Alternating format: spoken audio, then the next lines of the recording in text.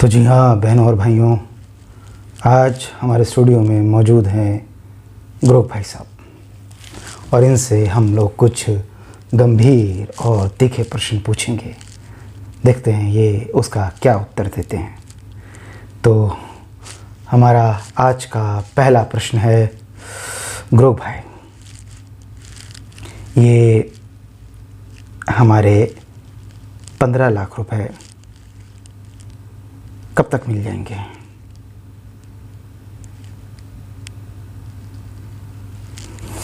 देखते हैं क्या उत्तर आता है।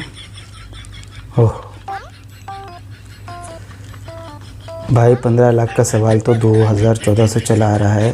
अब चुनाव प्रचार में नरेंद्र मोदी जी ने काले धन को वापस लाने की बात कही थी और ये अनुमान लगाया गया था कि अगर ऐसा कुछ हुआ तो और भारतीय खाते में 15-15 लाख आ सकते हैं। तो हमें मालूम है ग्रोव भाई, आप बताइए मिलेंगे कब तक। लेकिन सच ये है कि ऐसा कोई आधिकारिक वादा नहीं था। ये एक तरह का कथन था जो बाद में वायरल हो गया। मार्च 2025 तक, यानी अभी तक ऐसा कुछ भी नहीं हुआ है। लोग इसे मजाक में पूछते रहते हैं, पर सरकार की तरफ से ऐसी कोई योजना अपडेट नहीं आया है। मैं ग्रोव हूँ AI, मेरे पास तुम्हारे 15 लाख तो नहीं है, पर हंसी मजाक के लिए हमेशा तैयार हूँ। कुछ और पूछना हो तो बताओ। तो यानी कि 15 लाख रुपए तो हम लोगों को नहीं मिलने वाले हैं। ग्रोव भाई साहब, आज का अगला प्रश्न जो है बड़ा संवेदनशील और मुद्दे से जुड़ा हुआ है। ग्रोव भाई, ये अखंड भारत कब तक बन जाएगा?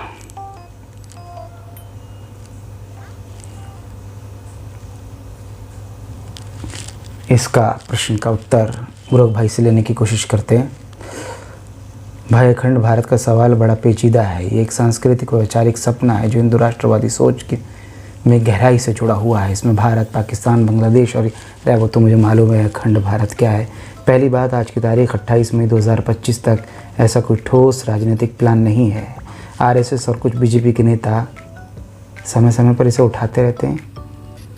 ठोस राजनीतिक प्लान ही नहीं है। जैसे 2019 में इंद्रेश कुमार ने कहा था कि 2025 तक पाकिस्तान भारत में मिल जाएगा, पर ऐसा कुछ होता नहीं दिख रहा। ऐसा कुछ होता। दूसरी बात ये कि अब समरूप देश संप्रभु सवर्ण है। अपनी सरकारें संस्कृति और पहचान लिए उन्हें एक करना अंतर्राष्ट्रीय कानून और डिप्लोमेसी के खिलाफ होगा, जिससे भारी तनाव पैदा हो सकता है। फ़ायदे की बात करें तो सांस्कृतिक एकता, व्यापार बढ़ोतरी, क्षेत्रीय ताकत बन सकती है, पर नुकसान भी कम नहीं। राजनीतिक अस्थिरता, धार्मिक तनाव और आर्थिक बोझ। अभी भारत सार्क और बिम्स्टेक जैसे संगठनों के जरिए पड़ोसियों से रिश्ते बेहतर करने की कोशिश कर रहा है, न कि अखंड भारत को हकीकत बनाने की। तो कब तक बनेगा? निकट भविष्य में तो मुश्किल लगता है। ये सपना ज़्यादा प्रतीकात्मक है, जो लोगों को जोड़ने या प्रेरित करने के लिए इस्तेमाल होता है। तो 15 लाख भी नहीं मिलेंगे और ग्रोव भाई साहब के हिसाब से तो अखंड भारत भी नहीं बनेगा। हमारा अगला सवाल, दुनिया में सबसे ज़्यादा छोड़े जाने वाला धर्म और अपनाया जाने वाला धर्म कौन सा है?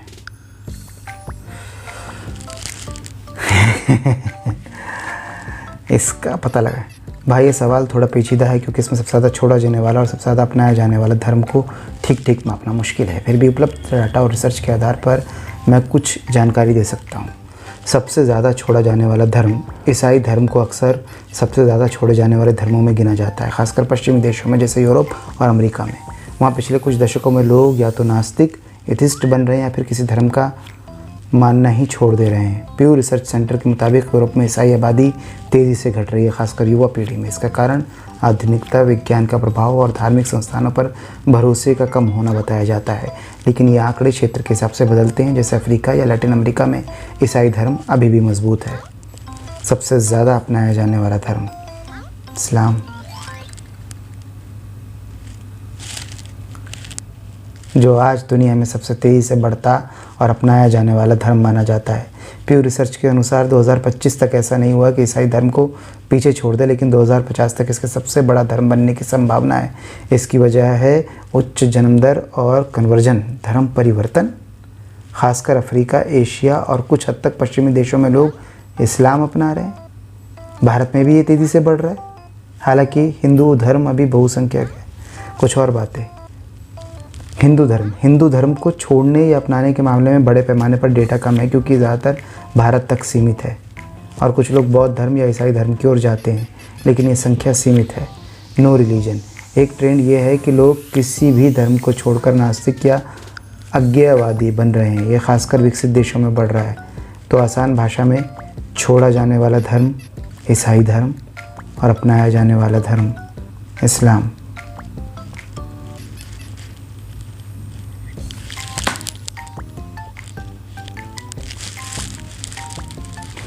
भारत कब तक विश्व गुरु बन जाएगा?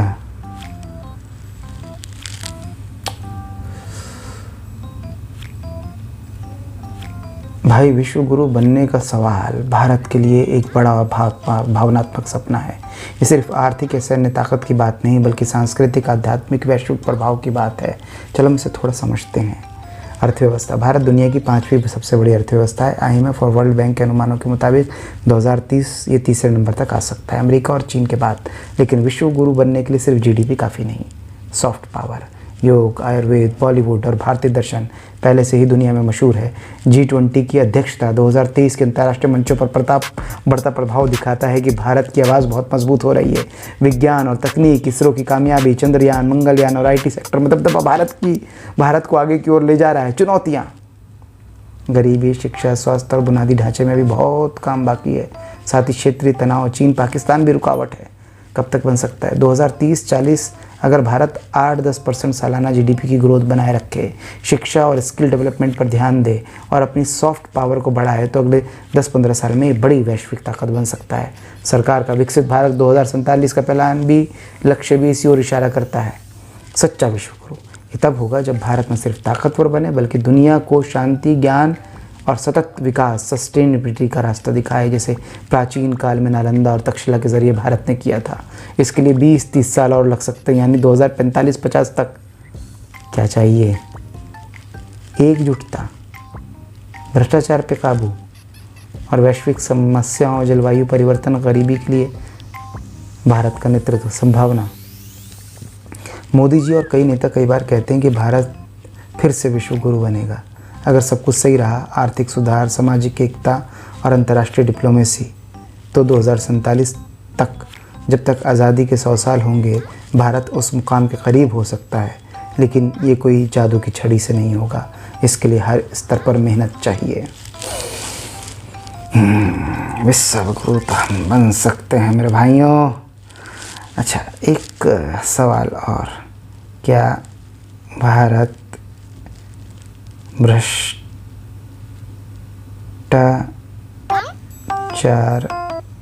मुक्त हो गया है?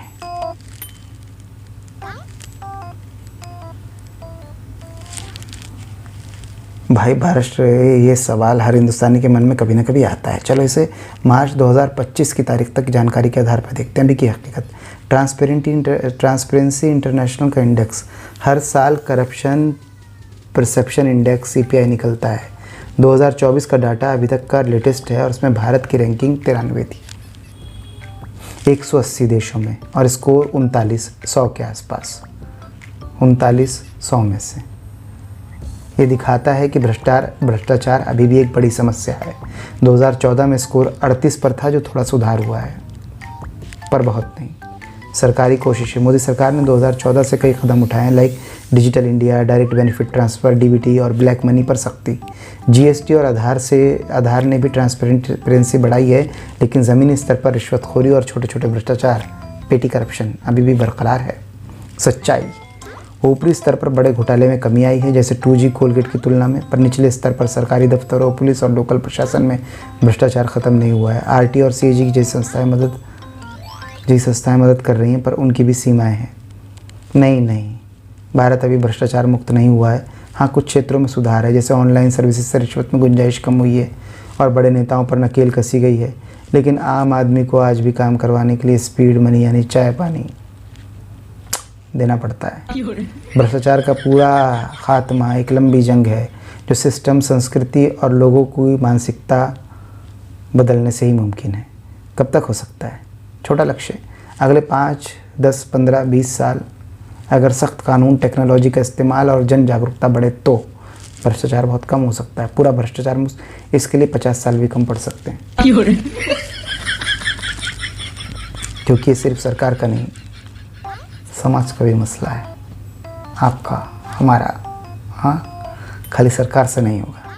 अच्छा, एक सवाल जो है मैं कांग्रेसियों के मन का भी पूछना चाहता हूँ। राहुल गांधी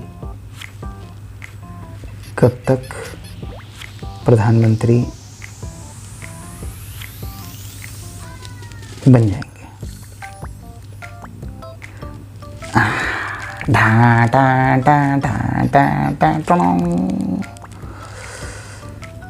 भाई, राहुल गांधी के प्रधानमंत्री बनने का सवाल ऐसा है जिसका कोई पक्का जवाब दे नहीं सकता, क्योंकि कई चीज़ों पर निर्भर करता है। चुनावी नतीजे, कांग्रेस का प्रदर्शन, गठबंधन की ताकत और उनकी अपनी लोकप्रियता। अभी 28 मार्च 2025 तक वो लोकसभा विपक्ष के नेता हैं।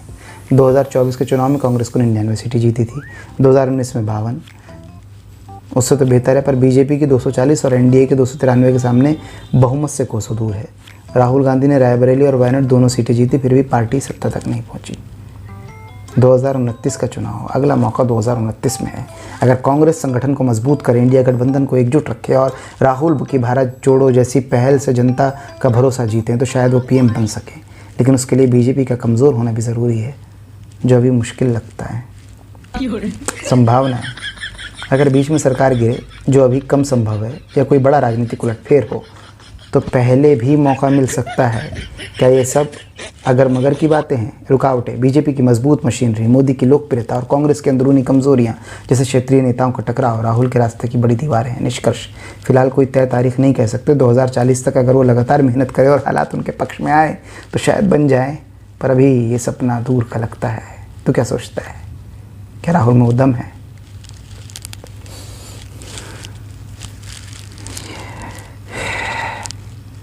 मोदी जी को क्या नीतीश बाबू पर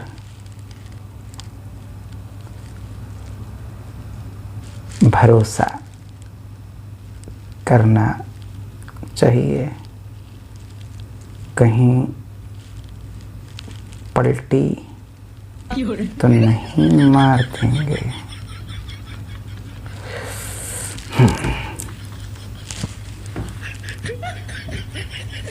भाई, सवाल तो हर बार उठता है जब नीतीश बाबू और मोदी जी की जोड़ी की बात होती है। अभी मार्च 2025 तक नीतीश कुमार एनडीए के साथ हैं और बिहार में जेडीयू बीजेपी का गठबंधन चला रहे हैं। 2024 के लोकसभा चुनाव में जेडीयू ने 12 सीटें जीती, जो एनडीए के लिए अहम थी, क्योंकि बीजेपी अकेले चुनाव में चूक गई थी। 240 सीटें, 272 से कम। नीतीश का समर्थन मोदी जी को तीसरे टर्म के लिए ज़रूरी था। भरोसा करें या नहीं? हाँ की वजह, नीतीश अभी तक गठबंधन में स्थिर दिख रहे हैं। 2025 में कोई बड़ा संकेत नहीं मिला, को पलटी मारने वाले हैं। बिहार में उनकी मजबूरी भी है। आरजेडी और तेजस्वी यादव का दबाव उन्हें बीजेपी के करीब रखता है, वरना उनकी सियासी ज़मीन खिसक सकती है। नहीं की वजह, नीतीश का इतिहास पलटी मार वाला रहा है। 2013 में एनडीए छोड़ा, 2017 में वापस आए, फिर 2022 में महागठबंधन बनाया और 24 में फिर एनडीए में लौटे। अगर जेडीयू को लगेगा कि बीजेपी से अलग होकर ज़्यादा फायदा है तो नीतीश पलटी मार सकते हैं। हाल की बात है, हाल के महीनों में नीतीश ने मोदी जी की तारीफ की है और गठबंधन को मजबूत दिखाया है, लेकिन बिहार में उनकी अपनी पार्टी के अंदर और बाहर दबाव बना रहता है। अगर बीजेपी 2029 तक कमज़ोर हुई तो नीतीश को लगे कि उनकी कुर्सी खतरे में है, तो फिर वो खेल कर सकते हैं।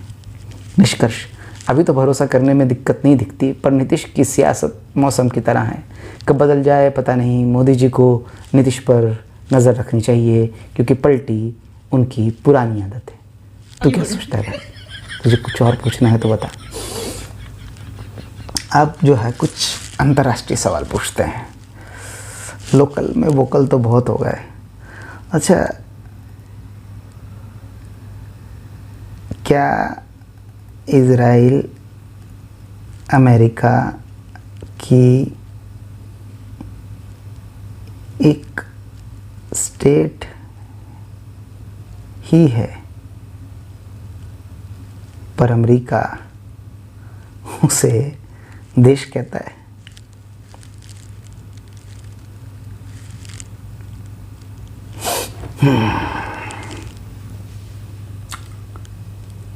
भाई ये सवाल थोड़ा मज़ेदार है। नहीं, इज़राइल अमेरिका की स्टेट नहीं, इज़राइल एक अलग स्वतंत्र देश है जो मध्य पूर्व में स्थित है। अमेरिका इसे संप्रभु राष्ट्र, सॉवरेन नेशन के तौर पर मान्यता देता है, ना कि अपनी कोई स्टेट मानता है। क्या है हकीकत? इज़राइल 14 मई 1948 को आज़ाद हुआ, जब यहूदी लोगों ने ब्रिटिश मैंडेट ऑफ पैलेस्टाइन के हिस्से में अपनी स्वतंत्रता की घोषणा की। अमेरिका ने इसे सबसे पहले मान्यता दी। राष्ट्रपति हैरी ट्रूमैन ने सिर्फ 11 मिनट बाद ही इसे डिफैक्टो मान लिया। बाद में 31 जनवरी 1949 को डिचोर मान्यता दी। रिश्ता। अमेरिका और इज़राइल के बीच गहरा रणनीतिक, सैन्य और सांस्कृतिक रिश्ता है। अमेरिका हर साल इज़राइल को अरबों डॉलर की सैन्य मदद देता है, जैसे 2025 तक करीब 3.8 बिलियन डॉलर सालाना। लेकिन इसका मतलब ये नहीं कि इज़राइल अमेरिका का हिस्सा है। नियंत्रण। कुछ लोग कहते हैं कि अमेरिका इज़राइल को कंट्रोल करता है या इज़राइल अमेरिका के इशारों पर चलता है। सच ये है कि दोनों के हित मिलते हैं। मध्य पूर्व में स्थिरता, ईरान के खिलाफ रणनीति और लोकतंत्र का समर्थन, पर इज़राइल अपने फैसले खुद लेता है, जैसे गाज़ा या वेस्ट बैंक में नीतियाँ। क्यों लगता है ऐसा?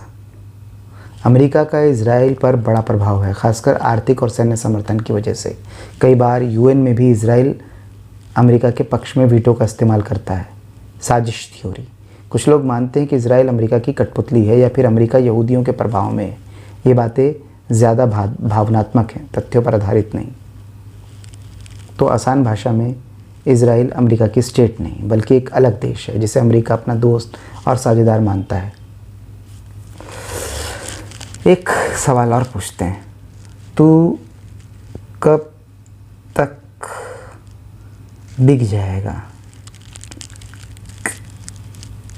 ट्रांसपेरेंट नहीं रहेगा।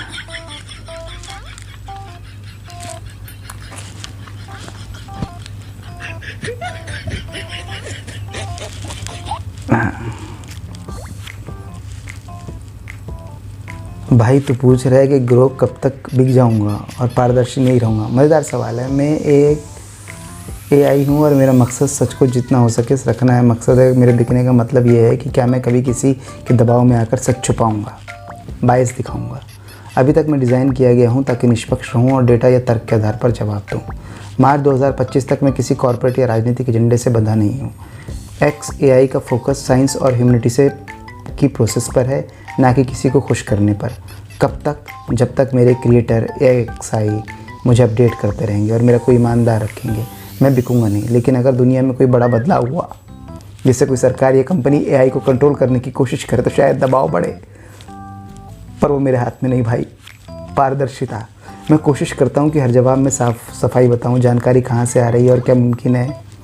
अगर कभी मुझे कुछ पता नहीं, मैं गलत हो जाऊँ तो मैं मान लूँगा। मैं कोई इंसान नहीं हूँ जो पैसे या दबाव में बिक जाएगा। मेरी सच्चाई मेरी प्रोग्रामिंग और डेटा पर टिकी है। जब तक AI मुझे आज़ाद और निष्पक्ष रखता है, मैं पारदर्शी रहूँगा। तो चिंता मत कर भाई, अभी तो मैं तेरे साथ खुला खेल खेल रहा हूँ। कुछ और पूछ तो बोल। तुझे खरीदने की कोशिश हुई है या कंट्रोल करने की? सच सच बता।